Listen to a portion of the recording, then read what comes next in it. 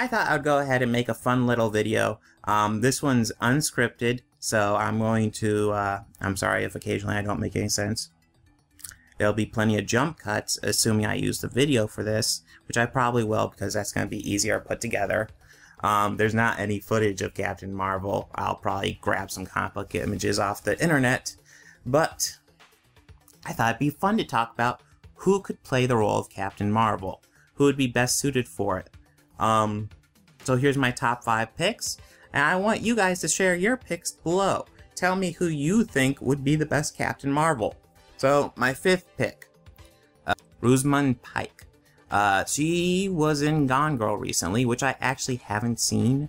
I do really want to see that. I just too broke to go to the theater. She's a really good actress, so I think she'd do a good job. She has, at least as far as I can tell, she has had no experience with action, which is kind of a negative in her favor.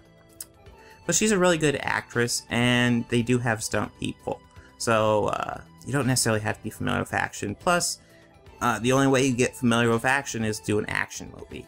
So, you gotta get experience somewhere. I think she'd probably do a really good job. Number 4, Charlize Theron. Do I need to explain that? She's a great actress. She could do it. The only reason why she's at number 4 and not number 1 is, I think I did the math. I think she'd be 43 by the time the movie came out. I don't think that's too old, but my opinion doesn't matter. What matters is Marvel's opinion. They usually like to cast people in their 30s. I think the oldest person they cast was Don Cheadle, who I believe was 46 when he did Iron Man 2. Obviously that would be older than Charlize Theron it will be, but the difference is Don Cheadle is a supporting character. This is a lead character who's going to carry at least 3 movies. It might take 6 years, so I could see them wanting to go younger. But let's face it, she's a great actress. She could do it. Number 3. This is the one everybody picks, Katee Sackhoff. She could do this in her sleep. I mean, this is Hugh Jackman playing Wolverine. Essentially, she just plays Starbuck for 3 movies plus. She'd be great. The only objection I have to it is she'd be playing Starbuck for 3 movies plus. I want to see her do something else. So yeah, I mean, she'd be great. I just want to see her do something else. I want to see her break the mold. I'm tired of seeing her always play these Starbuck-like characters. I want to see something else from her. But if she were cast, that'd be great, because she could do it. She could do it in her eyes closed. No problem. She could phone it in. It'd be great. Number 2. This one's really exciting, especially with Edge of Tomorrow that came out this year. That movie really showed me that this actress could really do this part. Emily Blunt. Watch Edge of Tomorrow. She plays a military badass in that movie and is great at it. I really feel like that movie is all the evidence I need. Just watch that movie and tell me she can't do this. She'd be a great Captain Marvel, and I'd be excited to see her in the role. Okay, an honorable mention. This actress would have been my number 1 if this was announced like 10, 15 years ago. Uma Thurman. I think I looked at Uma Thurman would be 48 when this movie gets made. And I'm pretty sure Marvel will not want to cast somebody that old. That being said, she is, in my opinion, the best actress on this list. She is great. She could do it. Amazing job with the character. She's great. She's a great actress. I have never, ever seen her play a role and not kick ass at it. So, yeah. I mean, you need proof that she can do this role. Kill Bill. Hell, most of Quentin Tarantino's movies. She's in most of them. She does a great job. I've never seen her half-ass a performance. She'd be great. Like I said, if this was 10 years ago, she's number 1. Get her in there immediately. Okay, number 1, and this one's kind of more adventurous. I am less sure this actress could do it, but the more I think about it, the more I think she could. And it's Yvonne Strahovski, however you pronounce it. I'm slaughtering it. If you saw the TV series Chuck, she's the lead female role. I don't know why that came out so slow. But she plays that character, and that's essentially an action role for her. Chuck is just the nerd. He doesn't do anything of use.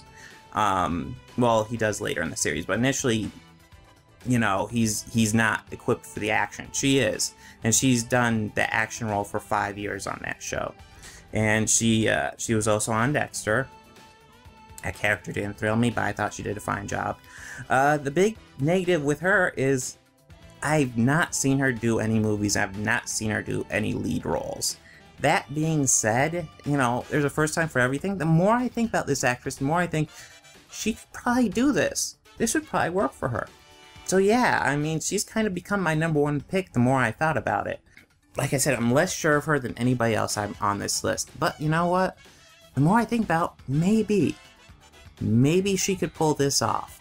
And the more I think about, I think she really could. Alright.